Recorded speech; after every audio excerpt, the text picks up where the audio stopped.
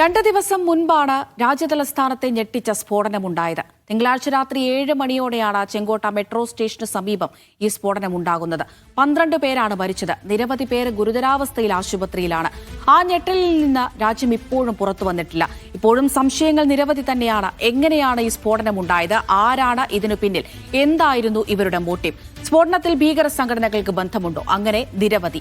ഏതായാലും അന്വേഷണം തുടരുകയാണ്. സ്ഫോടനം നടന്ന കാറിൽ നിന്ന് ചില ശരീരഭാഗങ്ങളൊക്കെ ലഭിച്ചിട്ടുണ്ട്. ഒപ്പം മൃതദേഹങ്ങളിൽ ചിലത് തിരിച്ചറിയുന്നതിനായി DNA പരിശോധനയും നടക്കുന്നുണ്ട്. അതിനിടയിലാണ് കഴിഞ്ഞ ദിവസം ഇതൊരു ചാവേർ സ്ഫോടനമല്ല എന്നുള്ളൊരു നിഗമനത്തിലൊക്കെ NIA എത്തിച്ചേർന്നത്. അതിന് പല കാരണങ്ങളും ഉണ്ടായിരുന്നു. ഇപ്പോഴിതാ ഏറ്റവും നിർണായകമായ ഒരു വിവരം കൂടി പുറത്തുവരികയാണ്. ഇതൊരു ഭീകര ആക്രമണമാണ് എന്നുള്ള വിവരങ്ങളാണ് ലഭ്യമാകുന്നത്. ചെങ്കോട്ടയിലെ ബോംബ് സ്ഫോടനം ഭീകരാക്രമണമെന്ന് കേന്ദ്രം സ്ഥിരീകരിക്കുന്നു. ആഴത്തിലുള്ള അന്വേഷണം നടക്കുമെന്ന് മന്ത്രി അശ്വിനി വൈഷ്ണവ് പറഞ്ഞു. ദേശവിരുദ്ധ ശക്തികളാണ് കാർ സ്ഫോടനം നടപ്പാക്കിയത്. ഇരകൾക്ക് നീതി ലഭ്യമാക്കും. രാജ്യത്തിന്റെ സുരക്ഷയും സംരക്ഷണവും ഒരുക്കാൻ കേന്ദ്രം പ്രതിജ്ഞാബദ്ധമാണെന്നും മന്ത്രി പറയുന്നു. മന്ത്രിയുടെ വാക്കുകളിലേക്ക്. Conveys its heartfelt condolences to the bereaved families. The cabinet prays for the speedy recovery of all those injured and appreciates the prompt efforts of the medical personnel and emergency responders who have been providing care and support to the victims. The cabinet unequivocally condemns this dastardly and cowardly act that has led to the loss of innocent lives. The cabinet reiterates India's unwavering commitment to a policy of zero tolerance towards terrorism in all its forms and manifestations. The cabinet also recorded its appreciation for the statements of solidarity and support from many governments around the world.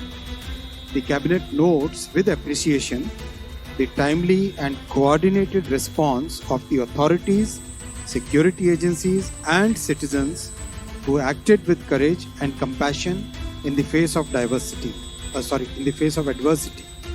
PR Aravind ഡൽഹിയിൽ നിന്ന് വിവരങ്ങൾ നൽകാനായി ചേരുന്നുണ്ട് തത്സമയം. അരവിന്ദ്, കഴിഞ്ഞ ദിവസം ഈ സ്ഫോടനത്തിന്റെ തീവ്രതയൊക്കെ കണക്കിലെടുത്തുകൊണ്ട് ഇതൊരു ചാവേർ സ്ഫോടനമല്ല എന്നുള്ള നിഗമനത്തിലേക്ക് NIA എത്തിയിരുന്നു എന്നൊക്കെ NIA ഉദ്ധരിച്ചുള്ള വൃത്തങ്ങൾ റിപ്പോർട്ട് ചെയ്തിട്ടുണ്ടായിരുന്നു. ഇപ്പോൾ ഇതാ കേന്ദ്രം പറയുന്നു ഇതൊരു ഭീകരാക്രമണം തന്നെയാണ് ചെങ്കോട്ടയിൽ നടന്നത് എന്ന്.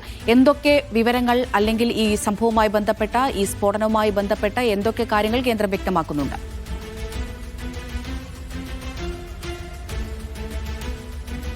സ്ഫോടനം നടന്ന് 48 മണിക്കൂർ പിന്നിടുമ്പോഴാണ് ഡൽഹിയിലെ ചെങ്കോട്ടയിൽ ഉണ്ടായത് ഭീകരാക്രമണമെന്ന് കേന്ദ്ര സർക്കാർ ഇപ്പോൾ സ്ഥിരീകരിച്ചിരിക്കുന്നത്.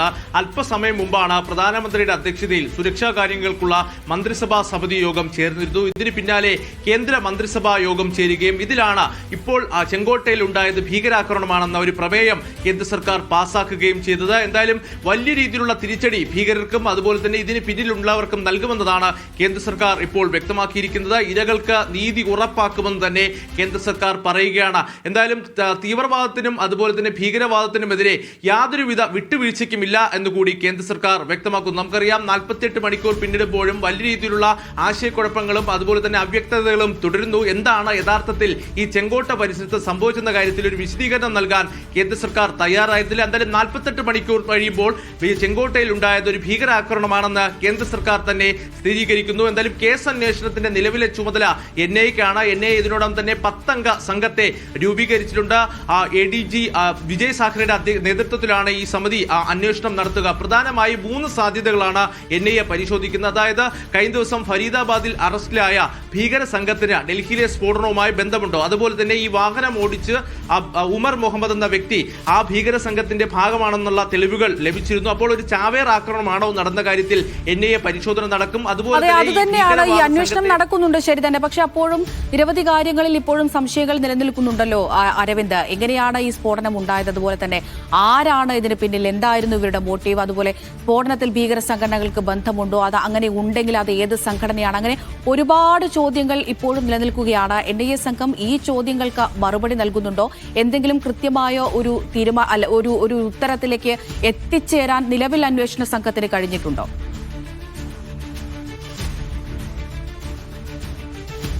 ഇന്ന് മാത്രമാണ് NIA കേസന്വേഷണം ഏറ്റെടുത്തിരിക്കുന്നത്. ഡൽഹി പോലീസിൽ നിന്നും അതുപോലെ തന്നെ ജമ്മു കാശ്മീർ പോലീസിൽ നിന്നും ഈ കേസുമായി ബന്ധപ്പെട്ട വിവരങ്ങൾ NIA ശേഖരിച്ചിട്ടുണ്ട്. എന്തായാലും 3 സാധ്യതകളാണ് ഇപ്പോൾ NIA വൃത്തങ്ങൾക്ക് മുന്നിലുള്ളത്. അത് ഏറ്റവും പ്രധാനപ്പെട്ടതെന്ന് പറയുന്നത് ഫരീദാബാദ് ഭീകര സംഘം. ആ ഭീകര സംഘത്തിലെ ഒരു അംഗമാണ് ഉമർ മുഹമ്മദ്. ഈ വാഹനം ഓടിച്ചിരുന്ന ഉമർ മുഹമ്മദ് എന്നതാണ് വിലയിരുത്തുന്നത്. ആ ഉമർ മുഹമ്മദ് ചെങ്കോട്ട പരിസരത്തേക്ക് എത്തിയത് ഒരു ചാവേർ ആക്രമണത്തിനാണോ എന്ന കാര്യം NIA പരിശോധിക്കും. മറ്റൊരു സാധ്യത എന്ന് പറയുന്നത് ഈ തന്റെ കൂട്ടാളികൾ അറസ്റ്റിലായപ്പോൾ അതിൽ പരിഭ്രാന്തിയിലായി തന്റെ പക്കൽ ഉണ്ടായിരുന്ന സ്ഫോടക വസ്തുക്കൾ മറ്റൊരിടത്തിലേക്ക് മാറ്റിയപ്പോൾ അബദ്ധവശാൽ പൊട്ടിത്തെറിച്ചെന്ന കാര്യം NIA പരിശോധിക്കുന്നുണ്ട്. അതുപോലെ തന്നെ ഏതെങ്കിലും വിദേശ ഭീകര സംഘടനകളുടെ പിന്തുണ ഉമർ മുഹമ്മദിന് ഉണ്ടായിരുന്നോ എന്ന കാര്യം കൂടി NIA പരിശോധിക്കും. ജെയ്ഷെ മുഹമ്മദ് ഭീകര സംഘടനയുടെ അടക്കം പങ്കാണ് NIA ഇതിൽ പരിശോധിക്കുന്നത്. അതുപോലെ തന്നെ മറ്റ് പ്രധാനപ്പെട്ട കാര്യം, കാരണം ഈ സ്ഫോടനം ഉണ്ടാകുന്നതിന്റെ തിങ്കളാഴ്ച രാവിലെ 8 മണിക്കാണ് ഉമർ മുഹമ്മദ് ഈ വാഹനവുമായി ഡൽഹിയിലേക്ക് പ്രവേശിക്കുന്നത്. പിന്നീട് ഡൽഹിയിലെ തിരക്കുള്ള പല മേഖലകളിലും ഉമർ മുഹമ്മദ് വാഹനവുമായി എത്തിയിരുന്നു. വൈകുന്നേരം 3:19 ചെങ്കോട്ടയ്ക്ക് സമീപമുള്ള സുനേരി പാർക്കിൽ ഈ വാഹനം നിർത്തിയിടുകയും പിന്നീട് ഏകദേശം 3 മണിക്കൂറോളം സമയം ആ പാർക്കിൽ തന്നെ വാഹനം ഉണ്ടാവുകയും ചെയ്തിരുന്നു. ആ 3 മണിക്കൂർ സമയം എന്താണ് ഉമർ മുഹമ്മദ് ചെയ്തത്, അല്ലെങ്കിൽ മറ്റാരെങ്കിലുമായി ആശയവിനിമയം നടത്തിയോ നടക്കമുള്ള കാര്യങ്ങളിൽ ഒരു പരിശോധനകൾ വേണ്ടിവരും. എന്തായാലും ഇതുമായി ബന്ധപ്പെട്ട വിവരശേഖരണങ്ങൾ നടക്കുകയാണ്. CCTV ദൃശ്യങ്ങളടക്കം പരിശോധിച്ചു വരികയാണ്. ഇതുകൂടാതെ തന്നെ നിർണായകമായ നിരവധി വിവരങ്ങളാണ് അവസാന മണിക്കൂറുകളിൽ പുറത്തു വന്നുകൊണ്ടിരിക്കുന്നത്. കാരണം ഈ ഫരീദാബാദ് ഭീകര സംഘം ഡൽഹിയിൽ പലതവണ ഭീകരാക്രമണത്തിന് പദ്ധതിയിട്ടിരുന്നു എന്നുകൂടി ഒരു കണ്ടെത്തലിലേക്ക് അന്വേഷണ ഏജൻസികൾ എത്തുകയാണ്. ഈ വർഷം ജനുവരി 26, അതായത് റിപ്പബ്ലിക് ദിനത്തിലും അതുപോലെ തന്നെ ഈ വർഷം ദീപാവലിയിലും ഡൽഹിയിൽ തിരക്കേറിയ ഇടങ്ങളിലും ചെങ്കോട്ടയിലും ഒരു ആക്രമണത്തിനാണ് ഈ സംഘം പദ്ധതിയിട്ടിരുന്നത്.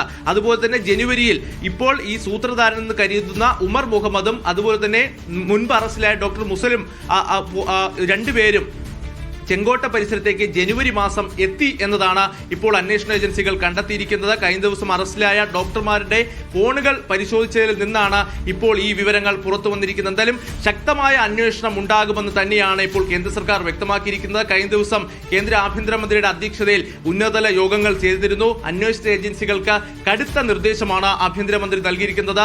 ഇതിന് പിന്നിലുള്ളവരെ വേട്ടയാടി പിടിക്കണമെന്ന് തന്നെയാണ് നിർദ്ദേശം നൽകിയിരിക്കുന്നത്. ഇതിന്റെ അടിസ്ഥാനത്തിൽ വിവിധ സംസ്ഥാനങ്ങളിൽ ശക്തമായ പരിശോധന നടന്നുകൊണ്ടിരിക്കുന്നത്. ഉത്തർപ്രദേശിലും അതുപോലെ തന്നെ ജമ്മു കാശ്മീർ അടക്കമുള്ള ഇടങ്ങളിൽ ശക്തമായ പരിശോധനകൾ നടത്തുന്നു.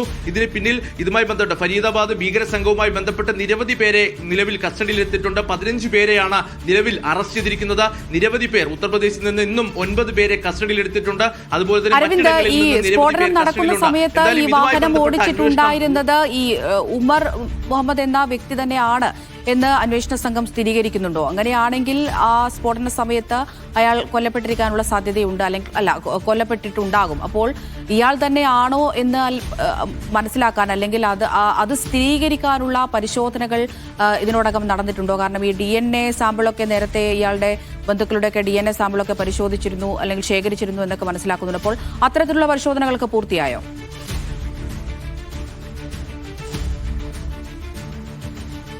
അവിടുത്തെ CCTV ദൃശ്യങ്ങളുടെ അടിസ്ഥാനത്തിൽ ഉമർ മുഹമ്മദ് തന്നെയാണ് വാഹനം ഓടിച്ചിരുന്നതെന്നാണ് ഒരു വിലയിരുത്തലിലേക്ക് ഇപ്പോൾ അന്വേഷണ സംഘം എത്തിയിരിക്കുന്നത്. അതേസമയം ഇത് ഉറപ്പിക്കാൻ വേണ്ടി DNA സാമ്പിളുകൾ പരിശോധിക്കുമെന്നും അന്വേഷണ സംഘം വ്യക്തമാക്കിയിട്ടുണ്ട്. കഴിഞ്ഞ ദിവസം ഉമർ മുഹമ്മദിന്റെ മാതാവിന്റെ ആ DNA സാമ്പിളുകൾ ശേഖരിച്ചിരുന്നു. ഇതുമായി ബന്ധപ്പെട്ട് നമുക്കറിയാം, ഈ സ്ഫോടനം ഉണ്ടാവുകയും മൃതദേഹങ്ങളടക്കം ചിന്നിച്ചിതറിയ ഒരു സാഹചര്യത്തിലാണ് ഉള്ളത്. ഈ I-20 വാഹനത്തിൽ നിന്നും ഒരു മൃതദേഹം കണ്ടെത്തിയിട്ടുണ്ട്. ഈ മൃതദേഹത്തിന്റെ DNA പരിശോധനയ്ക്ക് ശേഷം കൂടുതൽ കാര്യങ്ങൾ വ്യക്തമാക്കൂ എന്നതാണ് കേന്ദ്ര സർക്കാർ പറയുന്നത്. അതേസമയം ആ CCTV ദൃശ്യങ്ങളിൽ നിന്ന് ഉമർ മുഹമ്മദ് തന്നെയായിരുന്നു വാഹനത്തിൽ ഉണ്ടായിരുന്നതെന്നും അന്വേഷണ ഏജൻസികളുടെ ഉന്നത വൃത്തങ്ങൾ ചൂണ്ടിക്കാണിക്കുന്നു. അതുപോലെ തന്നെ ഫോറൻസിക് പരിശോധനാ ഫലവും ഉടൻ തന്നെ പുറത്തുവരേണ്ട ഒരു സാഹചര്യമുണ്ട്. എന്തായാലും 70 കിലോഗ്രാം സ്ഫോടക വസ്തുക്കൾ ഈ പൊട്ടിത്തെറിക്കുന്ന സമയത്ത് വാഹനത്തിൽ ഉണ്ടായിരുന്നു എന്നതാണ് ഇപ്പോൾ അന്വേഷണ സംഘങ്ങൾ ചൂണ്ടിക്കാണിക്കുന്നത്. കാരണം ഫരീദാബാദിൽ ഏകദേശം 360 കിലോ സ്ഫോടക വസ്തുക്കൾ അമോണിയം നൈട്രേറ്റ് കണ്ടെത്തിയിരുന്നു. അതുപോലെ തന്നെ 3000 കിലോയോളം മറ്റ് സ്ഫോടക വസ്തുക്കളും കണ്ടെത്തിയിരുന്നു. അപ്പോൾ ഇതുമായി ബന്ധപ്പെട്ട് അതേ സ്ഫോടക വസ്തുക്കൾ അമോണിയം നൈട്രേറ്റ് ആണ് കാറിൽ നിന്ന് കണ്ടെത്തിയിരുന്ന തരത്തിലുള്ള റിപ്പോർട്ടുകളും പുറത്തു വരുന്നുണ്ട്. എന്തായാലും ഫോറൻസിക് സംഘത്തിന്റെ പരിശോധനകൾ വന്നതിന് ശേഷമായിരിക്കും ഒരു ഔദ്യോഗിക സ്ഥിരീകരണം ഉണ്ടാവുക. എന്തായാലും ഈ പരിശോധനകൾക്ക് ശേഷമാണ് ഇപ്പോൾ കേന്ദ്ര സർക്കാരും ഒരു ഭീകരാക്രമണം എന്ന സ്ഥിരീകരണത്തിലേക്ക് ഇപ്പോൾ പോയിരിക്കുന്നത്. കഴിഞ്ഞ 48 മണിക്കൂറിൽ എന്താണ് യഥാർത്ഥത്തിൽ സംഭവിച്ചെന്ന കാര്യത്തിൽ അവ്യക്തതകൾ ഉണ്ടായിരുന്നു. പക്ഷേ ഡൽഹിയിലെ ചെങ്കോട്ടയിൽ ഉണ്ടായത് അതൊരു ഭീകരാക്രമണം തന്നെ തന്നെ ഇപ്പോൾ കേന്ദ്ര സർക്കാർ സ്ഥിരീകരിച്ചിരിക്കുകയാണ്. അന്വേഷണം ഊർജിതമാകും. ഇതിന് പിന്നിലുള്ളവർക്കെതിരെ ശക്തമായ നടപടിയെടുക്കുമെന്ന് തന്നെ കേന്ദ്ര സർക്കാർ വ്യക്തമാക്കുന്നുണ്ട്. ഇതിപ്പോൾ കേന്ദ്രത്തിന്റെ ഭാഗത്തുനിന്ന് തന്നെ ഇങ്ങനെയൊരു സ്ഥിരീകരണം വന്ന സ്ഥിതിക്ക് രാജ്യത്തെ സുരക്ഷ എത്രത്തോളം വർദ്ധിപ്പിച്ചിട്ടുണ്ട് അരവിന്ദ്? ഏത് രീതിയിലാണ് സുരക്ഷാ പരിശോധനകളൊക്കെ പുരോഗമിക്കുന്നത്?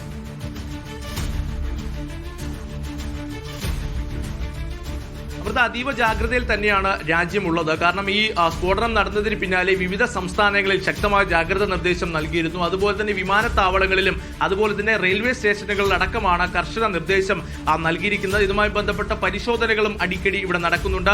മറ്റ് സംസ്ഥാന അതിർത്തികളിൽ പരിശോധന നടത്തുന്നുണ്ട്. അതുപോലെ തന്നെ ഇന്ത്യ പാകിസ്ഥാൻ അതിർത്തിയിലടക്കം ജാഗ്രത തുടരുകയാണ്. ഇതുകൂടാതെ തന്നെ ജമ്മു കാശ്മീരിലടക്കം ഭീകരവിരുദ്ധ സേനകളുടെ ഓപ്പറേഷനുകൾ നടക്കുന്നു. വിവിധയിടങ്ങളിൽ പരിശോധന നടത്തുന്നു. ഷോഫിയാനിൽ ഇന്ന് പരിശോധന നടക്കുകയും വീടുകളിലടക്കം പരിശോധനകൾ നടക്കുകയും ചെയ്തിരുന്നു. എന്തായാലും ഈ ഫരീദാബാദ് ഭീകര സംഘത്തിന് ഡൽഹി സ്ഫോടനവുമായി ബന്ധമുണ്ടെന്ന് തന്നെയാണ് വിലയിരുത്തലുള്ളത്. കാരണം അല്പസമയം മുമ്പ് ഈ ഉമർ മുഹമ്മദിന്റെ ഉടമസ്ഥതയിലുള്ള മറ്റൊരു വാഹനത്തിന് വേണ്ടി തിരച്ചിൽ നടത്തുകയും ആ വാഹനം അല്പസമയം മുമ്പ് ഹരിയാനയിൽ നിന്ന് കണ്ടെത്തുകയും ചെയ്തിരുന്നു. അപ്പോൾ വീണ്ടും ഒരു സ്ഫോടനത്തിന് ഇതിന് പിന്നിലുള്ളവർ വീണ്ടും ശ്രമിച്ചേക്കാമെന്നൊരു ആശങ്കയിൽ തന്നെയാണ് കേന്ദ്ര സർക്കാർ ഉള്ളത്. എന്തായാലും അതീവ ജാഗ്രതയിൽ തന്നെയായിരിക്കും വരുന്ന ദിവസങ്ങളിലും രാജ്യമുണ്ടാവുക. അതീവ ജാഗ്രത വിമാനത്താവളങ്ങളിലടക്കം അതീവ ജാഗ്രത നിർദ്ദേശം നൽകിയിട്ടുണ്ട്. ശക്തമായ പരിശോധനയും വിവിധ സംസ്ഥാനങ്ങളിലും ഡൽഹിയിലും അടക്കം പുരോഗമിക്കുകയും ചെയ്യുക. ശരി, PR അരവിന്ദാണ് ഡൽഹിയിൽ നിന്ന് വിശദമായ വിവരങ്ങൾ പങ്കുവച്ചത്. ചെങ്കോട്ടയിലെ ബോംബ് സ്ഫോടനം ഭീകരാക്രമണമെന്ന് കേന്ദ്രം ഇപ്പോൾ പറഞ്ഞിരിക്കുകയാണ്. ഏതായാലും ശക്തമായ പരിശോധനകൾ ഒരു വശത്ത് നടക്കുന്നുണ്ട്. അതുപോലെ തന്നെ അന്വേഷണവും മറുവശത്ത് പുരോഗമിക്കുകയാണ്. ചെങ്കോട്ട സ്ഫോടനത്തിൽ പൊട്ടിത്തെറിച്ച കാർ ഓടിച്ചത് ഫരീദാബാദ് ഭീകര സംഘത്തിൽ ഉൾപ്പെട്ട ഡോക്ടർ ഉമർ മുഹമ്മദ് ആണ് എന്ന് ഇപ്പോൾ അല്പസമയം മുമ്പ് അരവിന്ദ് തന്നെ പറയുകയുണ്ടായി. ഫരീദാബാദ് ഭീകരസംഘം പിടിയിലായതോടെ അവരുടെ കൂട്ടാളിയായ ഡോക്ടർ ഉമർ മുഹമ്മദ് ആസൂത്രണം ചെയ്തതാണ് ഈ സ്ഫോടനം എന്നാണ് ഇതുവരെ നമുക്ക് ലഭിക്കുന്ന സൂചന. ഈ പശ്ചാത്തലത്തിൽ ഹരിയാനയിലെ ഫരീദാബാദ് കേന്ദ്രീകരിച്ചുള്ള അൽഫല സർവകലാശാലയിൽ വ്യാപക പരിശോധന തന്നെ നടന്നിട്ടുണ്ട്. പിടിയിലായ ഡോക്ടർമാരായ ഉമർ നബി, മുസമ്മിൽ അഹമ്മദ്, ഷഹീൻ ഷാഹിദ്, ഉമർ മുഹമ്മദ് അടക്കമുള്ളവർ ജോലി ചെയ്തിരുന്നത് ഇവിടെയായിരുന്നു. ഈ സ്ഫോടനത്തിൽ സർവകലാശാലയ്ക്ക് ബന്ധമുണ്ട് എന്ന തരത്തിൽ വലിയ തരത്തിലുള്ള വാർത്തകൾ പ്രചരിക്കുന്നുണ്ട്. ഇവിടെ ആയുധങ്ങൾ ശേഖരിച്ചു വെച്ചിട്ടുണ്ടായിരുന്നു. അതുപോലെ തന്നെ ഈ സ്ഫോടക വസ്തുക്കളൊക്കെ നിർമ്മിച്ചത് അവിടുത്തെ ലബോറട്ടറിയിലാണ് എന്നുള്ള തരത്തിലുള്ള വാർത്തകളൊക്കെ മാധ്യമങ്ങൾ റിപ്പോർട്ട് ചെയ്യുന്നുണ്ട്. എന്നാൽ ഈ ഒരു പ്രചാരണത്തെ അപ്പാടെ തള്ളുകയാണ് സർവകലാശാല അധികൃതർ. അറസ്റ്റിലായവർ സർവകലാശാലയിൽ ജോലി ചെയ്യുന്നവർ മാത്രമാണ് എന്നാണ് ഇവർ പ്രസ്താവനയിൽ പറയുന്നത്. എന്താണ് അൽഫല സർവകലാശാലയിൽ നടക്കുന്നത് എന്നുകൂടി പരിശോധിക്കേണ്ടതുണ്ട്. തോഫീഖ് അസ്ലം വിവരങ്ങൾ നൽകും. അൽഫലഖ് സർവകലാശാലയിൽ ദേശീയ അന്വേഷണ ഏജൻസിയുടെയും ജമ്മുകാശ്മീർ പോലീസിന്റെയും ഹരിയാന പോലീസിന്റെയും എല്ലാം പരിശോധന തുടരുന്നതിനിടയിലായിരുന്നു ഇന്ന് രാവിലെ സർവകലാശാല ഒരു പ്രസ്താവന പുറത്തിറക്കിയത്. ആ പ്രസ്താവനയിൽ സർവകലാശാല പറയുന്നത് ഈ ചെങ്കോട്ടയിൽ സ്ഫോടനവുമായി ബന്ധപ്പെട്ട് സർവകലാശാലക്ക് ഒരു തരത്തിലുള്ള ബന്ധവും ഇല്ലെന്നാണ് സർവകലാശാല വൈസ് ചാൻസലർ വ്യക്തമാക്കിയത്. കാരണം ചില ഓൺലൈൻ മാധ്യമങ്ങൾ സർവകലാശാലക്കെതിരെ നിരന്തരമായിട്ട് വ്യാജ വാർത്തകൾ ചെയ്യുകയും അത് പ്രചരിപ്പിക്കുകയും എല്ലാം ചെയ്യുന്നുണ്ട്. ഇതൊരു തരത്തിലും അംഗീകരിക്കാൻ സാധിക്കില്ല. ഈ സ്ഫോടനവുമായി ബന്ധപ്പെട്ട് സർവകലാശാലക്ക് ഒരു തരത്തിലും ബന്ധവുമില്ല എന്നാണ് സർവകലാശാല ഇപ്പോഴും തറപ്പിച്ച് പറയുന്നത്.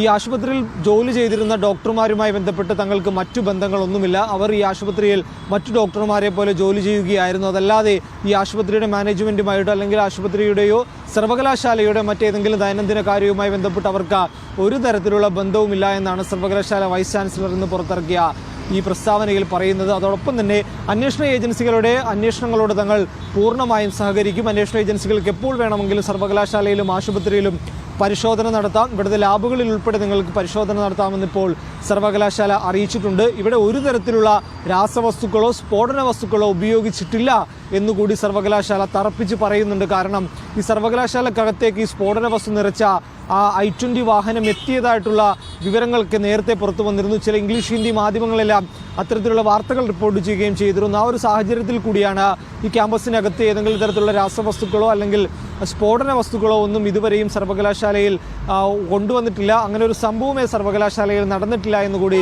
സർവകലാശാല പറയുന്നുണ്ട്. സർവകലാശാലയിൽ പ്രവർത്തിക്കുന്ന ലാബുകൾ അത് വിദ്യാർത്ഥികളുടെ പഠനവുമായി ബന്ധപ്പെട്ട് മാത്രം ഉപയോഗിക്കാനുള്ളതാണ്. ഏത് തരത്തിലുള്ള അന്വേഷണത്തെയും തങ്ങൾ സ്വാഗതം ചെയ്യുന്നുണ്ട്. ഇവിടെ വന്ന് പരിശോധന നടത്താം എന്നുകൂടി സർവകലാശാല ഇന്ന് പുറത്തിറക്കിയ ഈ വാർത്താക്കുറിപ്പിൽ പറയുന്നു. ഒപ്പം ഈ സ്ഫോടനത്തെ തങ്ങൾ അപലപിക്കുകയാണ്. ഈ സ്ഫോടനത്തിൽ കൊല്ലപ്പെട്ടവരുടെ ബന്ധുക്കളുടെ ദുഃഖത്തിൽ തങ്ങൾ പങ്കുചേരുന്നുവെന്നും വൈസ് ചാൻസലർ പുറത്തിറക്കിയ ഈ കത്തിലൂടെ പറയുന്നുണ്ട്. വൈസ് ചാൻസലർ ഭൂപേന്ദ്രയാണ് ഇന്ന് രാവിലെയോടുകൂടി ഈ ഒരു പ്രസ്താവന പുറത്തിറക്കിയത്. 60-ലധികം ആളുകളെയാണ് നിലവിൽ അന്വേഷണ ഏജൻസികൾ ഈ സർവകലാശാലയിലെയും മെഡിക്കൽ കോളേജിലെയുമായി ആ ജീവനക്കാർ ഇതിനോടകം തന്നെ ചോദ്യം ചെയ്തിരിക്കുന്നത്. ഇവിടെ നിന്ന് ആരെയും പോലീസ് കസ്റ്റഡിയിൽ എടുക്കുകയോ അറസ്റ്റ് ചെയ്യുകയോ ഒന്നും ചെയ്തിട്ടില്ല. ചില ആളുകളെ ചോദ്യം ചെയ്യുന്നുണ്ട്. പ്രത്യേകിച്ച് ഈ ഡോക്ടറുമായി ബന്ധപ്പെട്ട് നിൽക്കുന്ന ആളുകളെയാണ് പോലീസ് കൂടുതലായും ചോദ്യം ചെയ്യുന്നത്. ഡോക്ടർ നിരന്തരമായി നിരന്തരമായി ബന്ധം പുലർത്തുന്നത് ആരാണ്, അവരുമായി ഏതെങ്കിലും തരത്തിലുള്ള ആശയവിനിമയങ്ങൾ നടത്തിയിട്ടുണ്ടോ തുടങ്ങിയ കാര്യങ്ങളിലാണ് ഇപ്പോൾ ഒരു അന്വേഷണം മുന്നോട്ട് പോകുന്നത്. ഡോക്ടർ മുസമ്മിലിനെ കേന്ദ്രീകരിച്ചിട്ടുള്ള ഒരു പ്രധാന അന്വേഷണമാണ് ഈ ആശുപത്രിയിൽ നടന്നുകൊണ്ടിരിക്കുന്നത്. മുസമ്മിലിനെ കൂടാതെ മറ്റ് 2 പേര് കൂടി ഈ ആശുപത്രിയിൽ ജോലി ചെയ്തിരുന്നു. അതിലൊരാൾ ഈ ഇന്നലെ നടന്ന ഈ സ്ഫോടനത്തിലെ കാറിൽ ഉണ്ടായിരുന്ന ആളാണെന്നാണ് പോലീസിന്റെ ഒരു നിഗമനം. അതുകൂടാതെ മറ്റൊരു വനിതയാണ്. ആ വനിതയും നിലവിൽ പോലീസിന്റെ കസ്റ്റഡിയിലാണുള്ളത്. ഇവരെയും വിശദമായിട്ട് തന്നെ പോലീസും അന്വേഷണ ഏജൻസിയുമെല്ലാം ചോദ്യം ചെയ്തു വരികയാണ്. കൃത്യമായിട്ടുള്ള നിഗമനത്തിലേക്ക് ഉടൻ എത്തിച്ചേരാൻ സാധിക്കുമെന്ന് തന്നെയാണ് ഇപ്പോൾ പോലീസും അതോടൊപ്പം തന്നെ അന്വേഷണ ഉദ്യോഗസ്ഥ സംഘങ്ങളുമെല്ലാം ഇപ്പോൾ പ്രതീക്ഷിക്കുന്നത്. നിലവിൽ പലതരത്തിലുള്ള ഊഹാപോഹങ്ങൾ പ്രചരിക്കുന്നുണ്ട്. മാധ്യമങ്ങളിലൂടെയും മറ്റു പലതരത്തിലുള്ള ഊഹാപോഹങ്ങൾ പ്രചരിക്കുന്നുണ്ട്. അതിലൊന്നും വിശ്വസിക്കരുത് എന്നുള്ള റിപ്പോർട്ടുകൾ കൂടി പുറത്തു വരുന്നുണ്ട്. ചില പോലീസ് വൃത്തങ്ങൾ തന്നെ ആ കാര്യങ്ങൾ നിരന്തരം പറയുകയും ചെയ്യുന്നുണ്ട്. അതിനിടയിലാണ് ഈ സർവകലാശാലയ്ക്കെതിരെ ഉൾപ്പെടെ ഇത്തരത്തിലുള്ള വാർത്തകൾ നിറയുന്നത്. ആ ഒരു തെറ്റിദ്ധരിപ്പിക്കുന്ന വാർത്തകളും ഒരു വശത്ത് പ്രചരിക്കുന്നുണ്ട് എന്നുള്ളത് തന്നെയാണ് എടുത്തു പറയേണ്ട കാര്യം. നമ്മൾ ഇങ്ങനെയൊക്കെ പറയുമ്പോഴും അന്വേഷണം പുരോഗമിക്കുന്നുണ്ട് എന്ന് പറയുമ്പോഴും കുറ്റക്കാരെ കണ്ടെത്തുമെന്നൊക്കെ കേന്ദ്രം അവകാശപ്പെടുമ്പോഴും ഏറ്റവും ചോദ്യം ചെയ്യപ്പെടുന്ന ഒരു കാര്യം രാജ്യതലസ്ഥാനത്തെ സുരക്ഷ തന്നെയാണ്. കാരണം ഈ സ്ഫോടനം ഉണ്ടായിരിക്കുന്നത് ഡൽഹിയിലെ ചെങ്കോട്ടയ്ക്ക് സമീപമാണ്. അത്രയും തന്ത്രപ്രധാനമായ ഒരു മേഖലയിൽ ഇത്തരത്തിലൊരു സ്ഫോടനം ഉണ്ടാകുന്നു. അത് ഈ പറഞ്ഞതുപോലെ ഭീകരപ്രവർത്തനമാണ് എങ്കിൽ തന്നെ നമ്മുടെ ഓരോരുത്തരുടെയും സുരക്ഷ ചോദ്യം ചെയ്യപ്പെടുകയാണ്.